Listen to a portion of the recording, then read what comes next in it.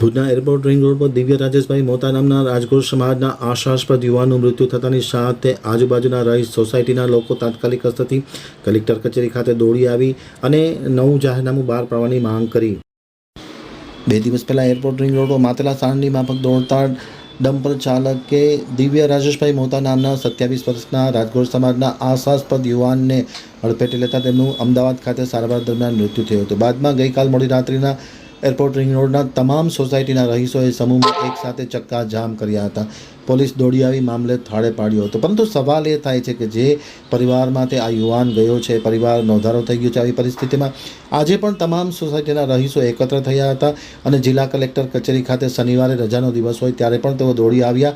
તાત્કાલિક અસરથી હાલ જે જાહેરનામું છે તેમાં બદલાવ કરી નવું જાહેરનામું બહાર પાડી અને ટ્રાફિક ડાયવર્ટ કરવાની માંગ કરવામાં આવી હતી।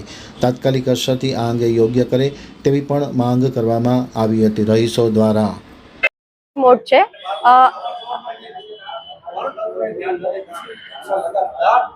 મારું નામ અંજલિ મોડ છે। અમે લોકો ટોપિલ સોસાયટીમાંથી આવ્યા છીએ અને અત્યારે કલેક્ટર ઓફિસે અમે લોકો બધા ભેગા થયા છીએ। કાલે રાત્રે અમારા વિસ્તારના બધા લોકો નાનાથી મોટા કરીને લોકો બધા ભેગા થયા હતા વિરોધ કરવા માટે મોટા વાહનોનો, જે ટ્રકની અવરજવર દિવસ દરમિયાન બહુ વધતી જાય છે અને જેના લીધે એક્સિડન્ટ થાય છે। કાલના દિવસમાં 2 લોકોની ડેથ થઈ ગઈ છે। જુવાન જે યંગસ્ટર હતા, એક 18 વર્ષનો છોકરો અને એક 27 વર્ષનો છોકરો, જેની આજે વહેલી સવારે ડેથ થઈ છે।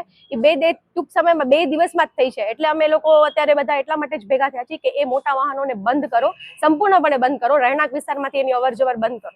એનું સૂચન શું કઈ રીતે બંધ થઈ શકે?